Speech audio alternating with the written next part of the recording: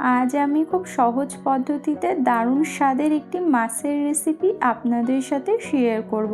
রেসিপিটি হলো শোল মাছের কালিয়া। গরম ভাতের সঙ্গে খেতে কিন্তু দারুণ লাগে। ভিডিওটি স্কিপ না করে শেষ পর্যন্ত দেখতে থাকুন।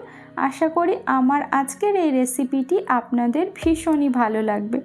সবার প্রথমে একটা মাঝারি সাইজের শোল মাছকে ভালো করে কেটে ধুয়ে পরিষ্কার করে নিয়েছি। ম্যারিনেশনের জন্য দিয়ে দিচ্ছি পরিমাণ মতো লবণ, দিয়ে দিচ্ছি পরিমাণ মতো হলুদ গুঁড়ো। এবার খুব ভালো করে মাছে লবণ হলুদ মাখিয়ে নেব। তো খুব ভালো করে লবণ হলুদ মাখিয়ে নিয়েছি। এবার এটাকে আমি 5 থেকে 7 মিনিটের জন্য রেখে দেব। 5-7 মিনিট পর গ্যাসে কড়াই বসিয়ে কড়াই গরম করে দিয়ে দিলাম পরিমাণ মতো সরিষার তেল। তেলটা ভালো মতো গরম হলে সামান্য একটু লবণ দিয়ে দিচ্ছি, তাহলে মাছটা ভাজার সময় কড়াইতে লেগে যাবে না। এবার লবণ হলুদ মাখানো মাছগুলি তেলের মধ্যে দিয়ে একে একে উল্টে পাল্টে ভালো করে ভেজে নেব।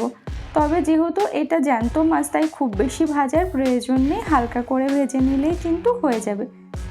বেশি কড়া করে ভাজলে খেতে ভালো লাগবে না, তাই উল্টে পাল্টে হালকা করে ভেজে নিয়েছি দুপাশ। এরপর এগুলোকে তুলে একটা পাত্রে নামিয়ে রাখছি।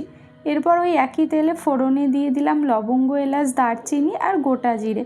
ফোড়নটাকে 10 থেকে 15 সেকেন্ড ফ্রাই করে দিয়ে দিলাম পেঁয়াজ কুচি। এখানে একটা বড় সাইজের পেঁয়াজকে কুচি করে নিয়েছি। হাই ফ্লেমে পেঁয়াজটাকে গোল্ডেন ব্রাউন করে ভেজে নেব। পেঁয়াজটাকে খুব ভালো মতো এখানে ভেজে নিয়েছি। দিয়ে দিচ্ছি 1/4 চা চামচ রসুন বাটা আর দিয়ে দিচ্ছি 1/2 চামচ আদা বাটা। আদা রসুনটাকে ভালো করে কষিয়ে নেব, যাতে করে আদা রসুনের কাঁচা গন্ধ চলে যায়। খুব ভালো মতো কষানোর পরে দিয়ে দিলাম একটা ছোট সাইজের টমেটো কুচি। দিয়ে দিচ্ছি এখানে জিরে ধনিয়া বাটা, দিয়ে দিলাম কাঁচা লঙ্কা বাটা, তবে ঝালটা অতি অবশ্যই আপনাদের স্বাদ বুঝে ব্যবহার করবেন। দিয়ে দিলাম এখানে 1/2 চামচের একটু বেশি হলুদ গুঁড়ো, 1 চামচ লবণ আর দিয়ে দিলাম এখানে কালারের জন্য 1/4 চা চামচ কাশ্মীরি লঙ্কার গুঁড়ো। এবার সমস্ত কিছু খুব ভালো করে কষিয়ে নিতে হবে। মশলা যত ভালো কষানো হবে তরকারির স্বাদ কিন্তু ততটাই বেশি ভালো হবে। তো খুব ভালো করে মশলাটা কষিয়ে নিচ্ছি। মশলা যাতে পুড়ে না যায়, তাই জন্য সামান্য একটু জল দিয়ে মশলাটাকে আরও কিছু সময় ভালো করে কষিয়ে নেব, যতক্ষণ না মশলা থেকে তেল রিলিজ হয়। তো মোটামুটি 5 থেকে 7 মিনিট মশলাটা কষিয়ে নিয়েছি। মশলা থেকে তেল ছাড়তে শুরু করেছে। এই সময় আমি দিয়ে দিলাম পরিমাণ মতো জল। এবার ঝোলটা খুব ভালো মতো ফুটিয়ে নিতে হবে। 2 থেকে 3 মিনিট ঝোলটা ফুটিয়ে নিয়েছি। এবার এর মধ্যে ভেজে রাখা মাছগুলোকে আমি অ্যাড করে দিচ্ছি। সমস্ত মাছ দেওয়ার পরে একটু ভালো করে ঝোলের সঙ্গে মিশিয়ে নিচ্ছি। দিয়ে এখানে 3 থেকে 4 মিনিট ভালো করে ফুটিয়ে নিয়ে দিয়ে দিলাম গরম মশলা গুঁড়ো। গরম মশলা দেওয়ার পরে ভালো করে আবারও একটু নাড়াচাড়া করে নিচ্ছি।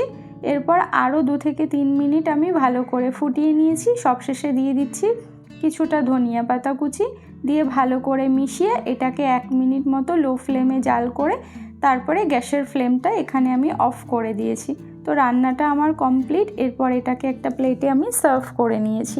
রেসিপিটি আপনাদের কেমন লাগলো অবশ্যই কমেন্ট বক্সে জানাবেন।